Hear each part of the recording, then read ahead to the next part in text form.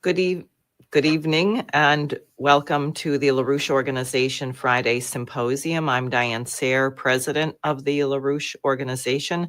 Today is Friday, March 21st, and the world could not be in a more dramatic situation, both very hopeful since we have now had two telephone conversations between Presidents Putin and Trump. And it looks like there is a very serious intention to bring perhaps the most species-threatening war, the Ukraine-Russia proxy war, to a close, which is excellent. But now in the middle of this, we have a failure of the Israel-Hamas peace ceasefire. Israel has set up a blockade, which has been in place since March 2nd, starving the Palestinian population, withholding food, water, energy, medical supplies. Therefore, the Houthi in Yemen said that they were going to begin their attack of Israeli-owned and bound shipping vessels, at which point the Trump administration started bombing Yemen and making menacing comments about Iran. And then Netanyahu began a very cynical and murderous bombing campaign of Gaza once again. So this does not bode well. Obviously, the British are tearing out their hair. They want to figure out a way to keep the Ukraine-Russia war going at all costs. And there's been various military escalations also in that region, which are somewhat alarming, but I think Trump and Putin will prevail, and that does change the dynamic in the world. However, if the United States were to decide to start a war with Iran, obviously that could undermine everything, and there's enormous opposition to that coming from Trump's own circles within the United States. But there is one other matter which is not being discussed widely, which perhaps is the biggest threat to the Trump administration and his success as president, and that is the looming blowout of the transatlantic financial system. And one of the insane things that Europe is doing in response to this is they are discussing that they're going to have to go it alone, and they'll have a war with Russia without the United States. So they're going to spend 800 billion euro on military. Germany is going ahead to massively increase their debt, even though this is against the Constitution, even though Merz, the new incoming chancellor, who is the BlackRock man, former head of BlackRock in Europe, promised he was not going to do this. That's what's happening. The way they fund it is pretty wild. So I'm bringing in a friend, a longtime LaRouche collaborator, former political prisoner and poet, Paul Gallagher, who's on the editorial board of Executive Intelligence Review and an economist. And we're going to talk about some of these dangers. And just, Paul, before we go to that, I just want to share for a moment the latest statement from Helga Zepp-LaRouche, which I think is extremely important and relevant, which it's on the Schiller Institute website, and she says, instead of rearming for the Great War, we need to create a global security architecture. And she goes through the fact that the European governments are in a state of hysteria, not because of the danger of war, but because of what they perceive as the danger of peace, I guess. And she warns that if they continue along these lines, they are going to be repeating the danger, the insane decision of creating some kind of new currency, as was done in the 1930s in Germany, namely the Mefo bills, which I think was done under Hjalmar Schacht, and which led to the conditions of fascism and war. And these things, war and fascism, are always related, I have to say. We know that, and Lyndon LaRouche proved it in a famous debate with Abba Lerner in New York some years ago. But why don't we, Paul, please tell us, what is this about? What are the Mefo bills? Why is what Europe is proposing so insane? And I would also say, I think when rereading this material about what happened with the Mefo bills, it does remind me ominously of what's being proposed now by the Trump administration for cryptocurrency. So perhaps you can shed light on all of that. Yes, that's definitely the case. It's part of what I want to try to make clear.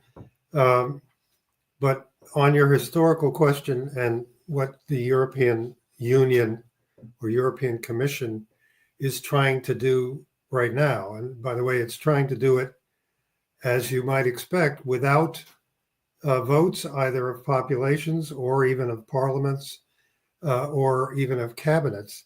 It's trying to vote simply within the European Commission itself and issue edicts in order to create the instruments of a new, incipiently fascist economic order in the European Union for purposes of shifting their economies to war production dramatically, quickly.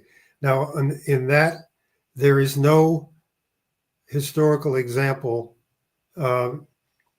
better than that of what was accomplished, if you want to call it an accomplishment, by the Nazi. He was both the finance minister of Hitler and the economics minister. He was the head of the Reichsbank, the German central bank, and at the same time, he was the economics minister in Hitler's government. And between 1933 and 1935, actually in a little less than 2 years, he achieved an incredible shift of the German economy from a situation in which approximately 2% of the German national product was military to a situation 2 years later where 20% of the of German production, of the German GDP, was military production. And it went higher from there, but this incredible speed of that shift is attributed to the quote unquote skills of Hjalmar Schacht, whom you named. Now, Schacht had that dual position. He had a reputation which was sky high among central bankers at that time, despite the fact that he had been an aggressive campaigner for the Nazi takeover between 1928, which is when he started raising funds, in particular for the Nazi Party, and the end of 1932, where he raised a great deal of money in order to finance forcing through the decision to make Hitler the chancellor.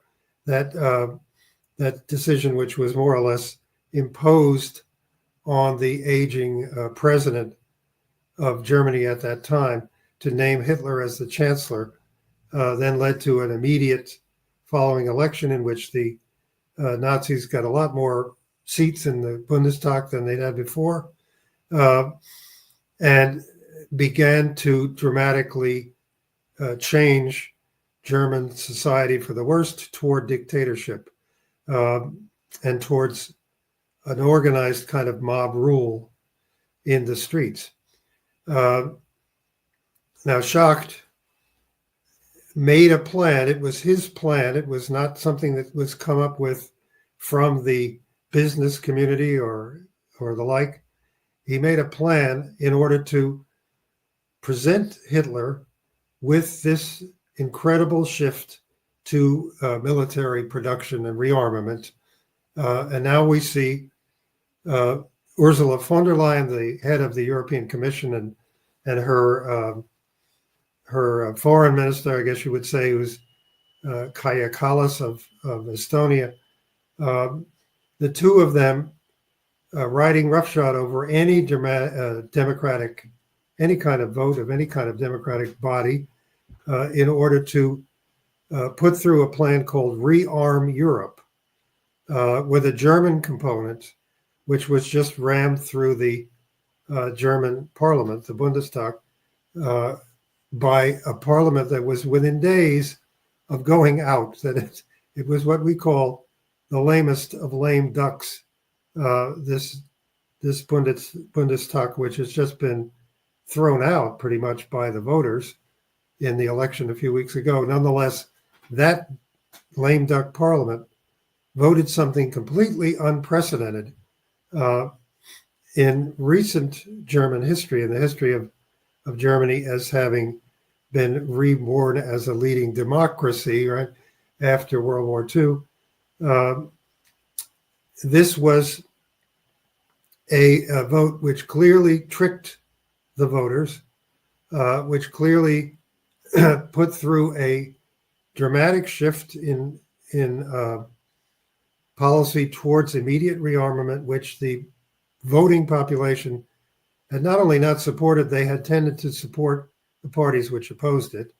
And they had a promise, the people of Germany had a promise from the chancellor candidate of the Christian Democrats, who is now the chancellor. They had a promise from him that if he were elected, his party won, and he were elected chancellor, he would not allow any increase in the debt limit, what they call the debt brake, like a brake on a car, the debt limit for the federal government in Germany. He would absolutely not allow any exceptions to the rules which limit the amount that the budget of Germany can be in debt. Not at all like the United States. They had a strict limit of the amount that it could be in debt, and that could not be changed. He vowed to the voters that he would continue to support that limit. Then immediately on being elected, he announced that that debt brake was being removed, and it was being removed specifically in order to allow unlimited borrowing for the purpose of rearmament, purpose of military production, ammunition production, weapons production, and the production of factories for the same in order to dramatically expand the military capabilities of the German economy. Exactly what Schacht did in those dramatic 2 years, 33 to 35, in Nazi Germany, that this would be the German policy. So just so that I hope to have made this clear, we're talking about a German, effectively parliamentary coup in order to create this ability to borrow on virtually unlimited amounts, up to 500 billion euros for rearmament. And at the same time, on this coup question and the yeah, elections, because I know many Americans have been following what's happened in Germany with the AfD, which I believe had about 20% of the vote, but they have a rule that everyone is banned from working with them. They would likely not support this policy at all. So again, I mean, talk about a coup. I ran as an independent for U.S. Senate in New York and was credited with 0.5% of the vote. I think I might have had about 10 times that, or about 5% was excluded from every debate, et cetera. Imagine doing that with a party that has the support of 20% of the population, and I think in East Germany, much higher, as part of the dynamic, and then pulling off the vote on this thing with the parliament, which was not the one that had just been elected by people who were rejecting this policy. It's really quite amazing. I just wanted to underscore what you're saying. That was one party, and then there was another party clearly opposed to this war shift. That was the Bundeswagenknecht, a more left-center party. You need 5% to get seats in the popular vote, 5% to get seats in the Bundestag, and that Bundeswagenknecht got 4.98%, with a blizzard of irregularities, especially in allowing the number of polls, the allowing of absentee ballots and so forth, of which there are now lots of lawsuits. But that party, so you had two parties which between them had 25% of the vote that were completely pushed out of this. And the old parliament on its way out was able to get a 2/3 majority for this $500 billion lifting of the limitation on borrowing, at the same time as in the European Union as a whole, all 29 countries now, I think it is, in the European Union as a whole, a similar lifting of restrictions for borrowing of more than twice as much, $1 trillion, as a potential, was being put through by decree by the leaders of the European Commission without any voting. So this in itself was quite extraordinary. Now, the way that Schacht in 1933 did this is illustrative for what the situation that we're fighting now. When we have peace, as you said, threatening between Russia and Ukraine, with the active involvement in bringing this about of the Trump administration and wanting to reestablish something like normal U.S.-Russian relations. Well, you have that going on, and the European powers led by the UK, which is not even a member of the European Union anymore, but is effectively leading what's going on. The European powers insisting on preparing for war. The way that Schacht did it as a clear indication that the Nazis, as early as 1933, were on their way to a war to get back, quote unquote, the territories to the east, which was something on which Hitler and Schacht were in total agreement. Although Schacht had the reputation of a liberal and was actually Well, he a was Nazi. from Brooklyn, right? He was from Brooklyn, wasn't he? His parents were from Brooklyn. He was born in Germany, but he had the reputation of a central banker above this kind of politics, a sort of naturally liberal fellow, and suddenly had become the central cog, the central wheel in the new Nazi government. He made it immediately clear their purpose was war, to seize territories initially in the east, meaning Poland, parts of the Soviet Union, Romania, and so on, which Schacht said Germany deserved to get back, as if it had had them all before. And he put forward a plan in a cabinet meeting, I think it was May 2nd of 1933, of Hitler's government, for what were called Mefo bills, essentially the leading arms manufacturing companies in Germany, led by ThyssenKrupp, but a bunch of about a half dozen of them were urged to form a completely fictitious company, which was called Metallforschung, meaning research on metals research, a meaningless name for a completely non-existent company with nothing but a paper letterhead. And that company started to issue bonds. A company which had no employees and produced nothing, started to issue bonds, which came to have the name Mefo bills, for Metallforschung Mefo bills, which had the explicit backing of the central bank headed by Hjalmar Schacht. That is, any of those bonds which were unbought would be bought by the central bank, and it guaranteed the others.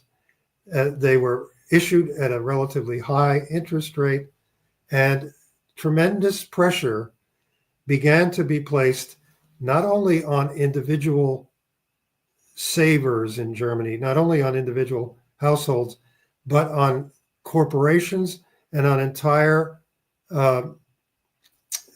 associations representing sectors of the German economy, business associations, something like the American Contractors Union, that kind of thing.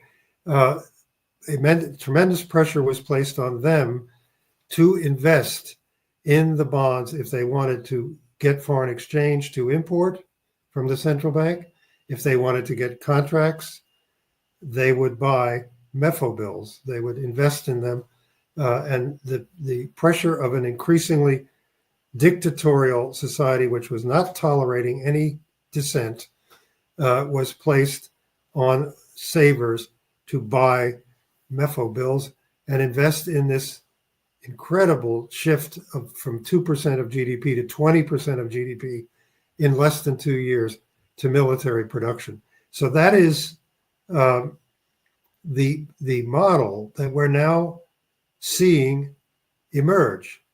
It's not something that necessarily comes from a fascist society or a fascist government. Again, Schacht, both before the war and incredibly after the war, continued to have a high reputation among liberal economists, Keynesian and other liberal economists throughout the West, as somebody, Lyndon LaRouche, in a debate with one of the leading Keynesian economists, cornered that economist, whose name was Abba Lerner, into saying, if Schacht's policy had been followed, you wouldn't have needed Hitler. That was what Abba Lerner said, which effectively ended the debate. It shocked all of the students at City College and their professors and so on who were listening to this debate, because LaRouche had gotten a leading liberal economist to directly endorse the Nazi economy in no uncertain terms, simply saying that, well, Hitler was a problem. We could have done without him. So you now have in the European Union the immediate search for means of mobilizing high interest rate vehicles which can issue this kind of debt. It's not going to be the German government that's going to issue this debt, or the Finnish government, or the Spanish government, or the Italian government. It's going to be in Germany, and on a Europe-wide basis, it's going to be non-governmental special purpose vehicles, we might call them.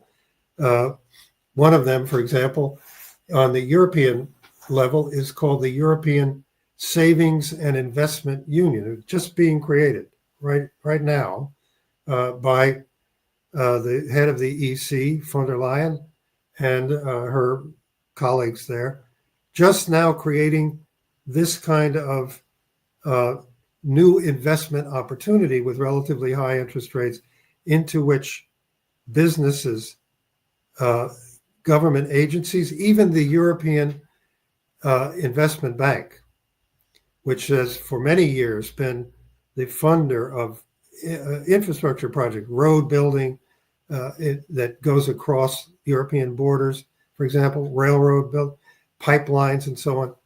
Even the EIB is being pulled into the European Savings and Investment Union with the idea that it will help to mobilize everybody to put their money into the war drive. In fact, there's another thing they formed called the Capital Markets Union, which is more for getting financial hedge funds, let's say, to invest in these this war mobilization investment, and this is, I think, significant for the United States. One of the not coincidental developments is that the European Central Bank is introducing the digital euro in October of this year, just a few months from now. That's a digital currency which will be issued by the European Central Bank. It was immediately noticed Um, and I don't know if I'm going to be able to find this quote right now. Yes, this was noticed by a digital currency publication called Coin Tribune, which said the following: this digital euro project is set against a particular economic context where the European Union seeks to mobilize significant financial resources. Ursula von der Leyen recently launched the Rearm Europe initiative, requiring funding estimated at 800 billion euros, as well as the Union of Savings and Investment, aimed at redirecting 10 trillion euros of unused savings from European citizens, unquote. Clear what the Coin Tribune here means, that the Europeans and their financial institutions will be pushed to use the new digital euro currency to buy the bonds for a rearm Europe war economy. Now, does this work that people like exchange their real euros for digital euros? Because I'm sure it's not a duplicate, right? Or how are they? How this works? This works in the same way that, and I don't say for this purpose, for other purposes, the same way that the team of billionaires around Donald Trump and his government, the Commerce Secretary Letnick, the Treasury Secretary Bessent, Elon Musk, the crypto czar David Sachs, all these billionaires around him, economic planners, and of course Lawrence Fink of BlackRock. This is in the United States, the way they're pushing this is what they call stable coins.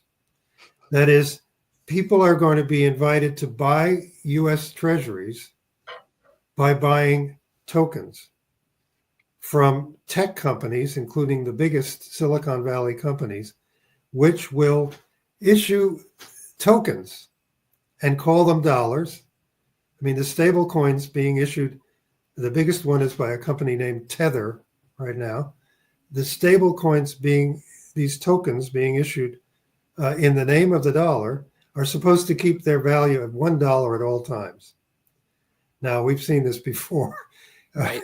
When well, to me, they're getting people to turn in their money that has value. They're exchanging their money for something that has no value or an arbitrary value. I mean, it's sort of like a way of just looting everybody. Or am I not understanding how this works? You are. It's that one of the governors of the Federal Reserve gave a speech about this about a month ago, in which he said, well, the digital issuer, Tether Inc., or whichever one it is going to issue a token which inherently earns no interest, and that is then going to buy a treasury bill. It's going to buy it in the name of the person or institution which bought the Tether coin. It's going to represent to that individual, we have your Tether, we have your treasury bill, right? It's going to use the proceeds of selling the Tether coin, which is a completely new alternate currency. It has never been issued by the United States. Clearly unconstitutional to claim that it is a dollar, and yet they will attempt to give it, and by congressional legislation, which is now advancing in both houses, they will attempt to give it the functions and value of a dollar deposit in a U.S. bank. And the issuer then will use it to buy treasury bills and is then free to do things with those treasury bills. One of the things that the issuer is free to do is to go into the repo derivatives market for derivatives contracts of up to 7 days and speculate. So then, of course, when the time comes when the buyer wants that treasury bill, it will, of course, always be ready at Tether Inc. or wherever, and they'll always have it ready to turn over to the buyer, except that's not the history even of what are called stable coins, which are supposed to be always worth $1. They don't have such a history. They have a history of breaking the buck and suddenly being worth something like 9 cents, which happened last year to one of the stable coin. So that's a story. I've just written an article for EIR in which I marshal a number of warnings from people who are really quite senior banking experts about what entrusting the Treasury market to this kind of invasion of an alternate currency issued by private interests, essentially issued by Silicon Valley tech giants, letting them issue a private currency, which would then go straight into the Treasury market. But the way it's being pushed by all these manic billionaires around Trump is that this is the new driver for the Treasury market. This will get the demand, this will goose the demand for treasuries, not only in the United States, but all over the world. But people aren't going to be buying treasuries. They're going to be buying the stable coins. That's right. It'll be so easy because you don't have to wire money from your bank to a bank in the United States. You just have to go on the site, on the internet, buy the coin, and you've got a lien on a treasury bill. And this is being pushed. Why? Because the Treasury market is becoming more and more volatile as the incredible volumes of new U.S. government debt keep being issued month after month, quarter after quarter, at a rate of $2 trillion in new debt per year.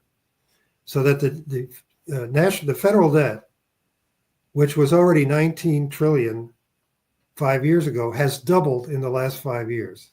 I mean, that is an incredible rate of increase, up to where it will shortly be $40 trillion. What is the main cause of this doubling of the debt? What's the main cause? Printing of money by the Federal Reserve since late 2019, when the first of what was called the repo crisis, an interbank lending crisis, hit in September, mid-September of 2019. That started QE4, which quickly became QE5, quantitative easing 5. And then in March of 2020, it became what they call quantitative easing infinite, QE infinite, which has totaled on the order of $6 trillion during 5 years. Now, at the same time, the Treasury, with an unbelievably subsidizing policy from the Biden administration, was itself issuing $5 trillion in new debt just during a period of 4 years. So it really is out of control, and demand for treasuries internationally is coming from fewer institutions, especially fewer foreign countries are buying treasuries. Others are withdrawing from the treasury market. Treasuries are therefore being speculated in by hedge funds of all kinds. And the ones that are really pouring into the treasury market now for treasury bills, the short-term ones, are led by the Cayman Islands. Cayman Islands purchased more treasury securities last year than any other quote-unquote country. Now, is this the definition of a banana republic, or what is I guess so, but this is sort of by the skin. You know, this is the skin that you step on. right? They have a category among treasury buyers. I forget what they call it, but it's essentially the offshore markets, like the Cayman Islands and the Jersey Islands and so on. Now, are these the debts, this $5 trillion from the Treasury, the $6 trillion from the Federal Reserve? Is that directly part of this 37 or $8 trillion of debt that we have, or is that reflected in it in some other way?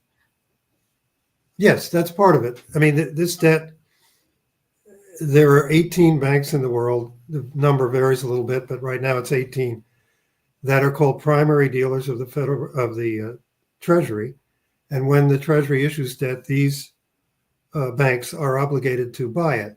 They then immediately sell it to all of the investors of all kinds who want to buy it.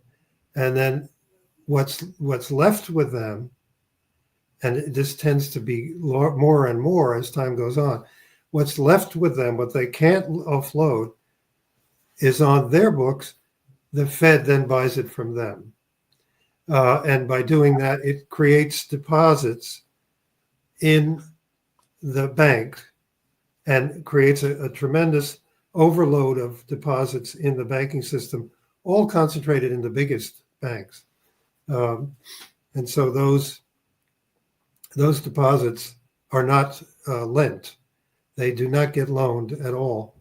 And we're talking on the range since the crash of 2008, that increase in deposits without any increase in lending corresponding has been on the order of $7 trillion. So what are they doing with that? Well, the biggest banks have about $3.5 trillion of it outstanding to hedge funds, supporting the operations of hedge funds. What are these hedge funds doing? They're speculating in the U.S. Treasury market. So they're making it, and I'm not exaggerating, that's the big game. And they're making the Treasury market very volatile as a result. So these billionaires are looking at that and they're saying, here's the way that we'll stabilize the Treasury market, that will get much more demand from people and institutions all over the world. We'll sell them crypto tokens, against which the owner of the token, the issuer of the token, will buy Treasury bills and supposedly hold them. But meanwhile, it's free to do various things with those assets in order to earn interest, while the holder, the buyer of the token, has a non-interest bearing asset. Wow. So I mean, hearing how this is working makes it seem completely absurd that someone would worry that the BRICS process is a threat to the dollar. When, I mean, this is obviously the number one threat to the dollar. This is just it's not even a house of cards. It's a virtual house of imaginary digital cards that's just ripe for the taking. So Lynn said that we have to put the whole thing through an orderly bankruptcy reorganization. It seems to me that if you were to do that, a substantial portion of these funny money things would be written off or not paid. But how would you go about this? I mean, what does a bankruptcy reorganization mean of this kind of a mess? It means that it's done by reinstating the Glass-Steagall Act of 1933, Franklin Delano Roosevelt's Glass-Steagall Act, which was repealed in the 90s, but it was already dramatically weakened in the 80s in order to repeal it in the 90s. So you do that. The most graphic way to look at what that does, again, I said that between the crash of 2008 and the current time, a huge gap opened up in the banking system and among the biggest banks between the amount of deposits that they had and the amount of money that they're lending. Their loans outstanding reached a point of being $7 trillion less than their deposits. And if you then look at the Federal Reserve's, which it does every week, the reports up until the beginning of this century, you see that it was almost always an equality between the deposits in the banking system and the loans outstanding from the banking system to the economy. Then all of a sudden it began, without Glass-Steagall, it began to diverge to the point where there was a $7 trillion divergence. And that was by the end of 2021. Wow. And it is only slightly larger now, but it's huge. So that meant that the banks, the biggest banks, had been made much bigger by the Federal Reserve during that period of time. And they had been given electronic deposits, which they could use for speculations and did not loan to the economy at all. What the Glass-Steagall Act would do is it would literally chop all the divisions of those banks which were engaging in that speculation. And I think most people don't know that a big bank like JP Morgan Chase or Citibank will have 3,000 or 4,000 divisions, many of which are nothing but special purpose vehicles held offshore somewhere, but have a division, have a name. It will chop those off so that no deposits can support any of those speculative divisions, because that's what Glass-Steagall prohibits, is the use of the deposit base of any bank for purposes of investment banking or speculation in securities, broker dealing, speculation in securities. And so all those little divisions and big divisions, investment banks, would be on their own. Most of them would then become bankrupt without the ability to borrow from the holding company of the big commercial bank. Most of them would go bankrupt. So in effect, you'd be sorting out the loans being made to the economy. And granted, many of them are not productive either, but you'd be sorting out those loans from the speculation, and you'd be essentially dumping the speculation into a kind of a trash bin. And what the fate of the holding companies would be, well, that we just have to see. That's what was done with the bank holiday in 1933 to see which banks had enough valid assets, enough tangible assets that they could remain in business and which didn't. And when we came out of the bank holiday, we had a solid banking system, more or less, through which credit coming, for example, from the Reconstruction Finance Corporation could go through those banks and therefore rebuild. And that's what we've got to do. We've got to have a Glass-Steagall breakup of those monsters so that we can isolate the actual commercial bank, the bank that has deposits and lends them out. We've got to break that up. We're going to have to sort through a bunch of this garbage, because I know that, well, you had Moody's and Standard and Poor's and things downgrading municipal debt. So a lot of school boards and sewage treatment plants and things have ended up somehow getting their money in all this speculative garbage somehow. I know in Philadelphia, they went into the school board and some banker got them to do an interest rate swap that cost them millions of dollars and nearly bankrupted the whole thing. So it seems that you're going to have to actually look at what you're wiping out and find the things that someone's life and well-being depend on and restructure that somehow, or not. Is that not a factor? Well, a Glass-Steagall Act always will have a period of at least months in which these restrictions on what a holding company may own go into effect. And pension funds or others are then, a word to the wise, they're well advised not to be in the kind of investments that most of them are in. But beyond that, and more importantly, you have to then create productive credit on a large scale, and that needs a national bank, not a Federal Reserve, but a lending bank on a national scale, which mobilizes credit that is directed, that goes into critical infrastructure projects, high technology manufacturing innovations, goes into things like the provision of water from Alaska to the entire West, the NWAPA plan, goes into cooperation with credit institutions in other countries in order to carry out projects for development in developing countries.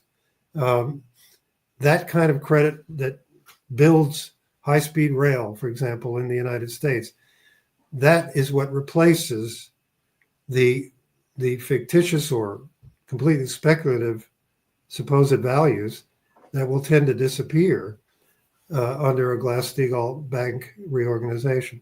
So you have to start with both and rebuild on the basis of the most advanced technologies, like those that are coming out of the space program all the time, and those that are coming out of nuclear research and fusion research and so on.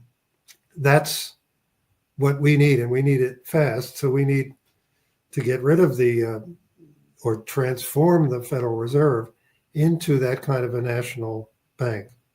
Really, if you look back at the 100 or so years the Federal Reserve has been around, there was only a brief period within it of about 35 years, from the 30s through the middle 60s, when the Reconstruction Finance Corporation, having muscled the Federal Reserve out of the way, became the biggest, most important monetary institution in the United States, and loaned and loaned and loaned to every important industry and to agriculture and so on. And that period, from the early 30s to the 60s, is what's called called by economists generally the golden age of American prosperity, and the golden age particularly of American productivity. It's when American productivity grew at a rapid rate for 35 years consistently up through the space program and that investment. That's what we need to have. We also have to be on guard, as our colleagues in Europe have warned, to come up with this kind of a rearmament program is going to be necessarily accompanied with the crushing of full democratic rights of the population. It's going to be accompanied with what they call in Germany Gleichschaltung, meaning conformity, forced conformity of what people say, of the kind of things that people are willing to invest in, of what people demonstrate for. That Gleichschaltung, that's going to follow. It already is accompanying this move to mobilize savings from every direction for war and production for war. So that's why Helga Zepp-LaRouche put out that warning right away, that mass flyer, which we have been using over there since, and are in the middle of quite a fight with it. There's one other element of this, which I was thinking about. You remember during the COVID pandemic, they were doing all these, sending out money, sending people stimulus checks, $2,000 here, et cetera. But also, I think during that time, they gave BlackRock $2 trillion to distribute for something or other. What's the relationship of BlackRock to all of this funny money? Well, unfortunately, that was when the Treasury and the Federal Reserve were literally working hand in glove to create all this money. And President Trump, but still in 2020, held a kind of White House event with Lawrence Fink and proclaimed him to be the genius of all Wall Street geniuses. And it seems that Trump really has a softness for Wall Street, quote unquote, geniuses. And Lawrence Fink is number one. And so his firm was put in charge of creating the special purpose vehicles by which the Treasury would create debt and the Fed would buy it. Special purpose vehicles, and that's not electric cars. No, it's not. The special purpose is super profit, SP, super profit vehicles. And one of those was the PPP, the payroll protection loans, which were really tremendously abused, and the big banks wouldn't make them. The community banks all over the country made them. The big banks would only make them to the biggest corporations, which were already their customers, and those corporations took the loans and then didn't maintain their payrolls at all. They fired people anyway or laid them off. So Right. that was typical of the kind of constant subsidy, the stimmies checks that people were constantly getting, the multiple billions that were given now, not loan, but given Right. to each of the semiconductor manufacturing firms, grants on the order of 6, 8, 9 billion each to build new factories to produce semiconductors for data centers, artificial intelligence development, and so on. This was the kind of thing the Biden administration was doing constantly. And it added up to a tremendous, subsidizing every electric vehicle with $7,500, every purchase of an electric vehicle. They were doing it constantly. Wow. Well, I think it's close to the time where we need to wrap up. So if you have anything you would like to say that you feel you've neglected to mention, please go ahead, or anything else. Well, I don't know that anything would come to mind that I've neglected to mention, but more or less to repeat again, what I think is most urgent is that Americans and others see what is now happening at the top of the collective government institutions of Europe, which are undemocratic enough already, to see what's happening with them and with this German parliamentary coup that took place in order to vacuum savings into producing the implements of war, almost against the will or by the strongest of incentives and disincentives from the population and from businesses and so forth. That kind of almost compelled rediversion of savings into war, that is a copy of what was being done in the early 1930s under the leadership of Hjalmar Schacht at the Reichsbank and Hjalmar Schacht at Hitler's economics ministry. So we are as much involved in stopping that, not only because of supporting initiatives from the White House to make peace over the Ukraine war, but also in order to stop this kind of war drive from turning Europe into a new and much, much more dangerous NATO than even what we've had before. Thank you. I think what we've discussed today is really important. I want to make sure this program circulates widely. And I would urge everyone who has been watching to like, share, subscribe, donate to the LaRouche organization.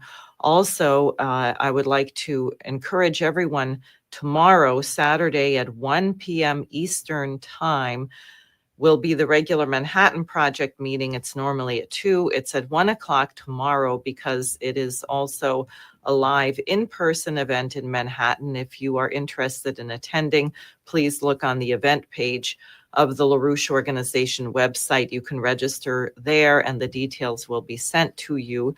But I would encourage everybody to tune in because the discussion tomorrow is Lyndon LaRouche and the American System of Political Economy, which will focus on LaRouche's 4 laws, the question of the necessity of the science driver, and why his work was an advancement of the actual American system of political economy, which is understood by far too few today. So thank you very much for listening.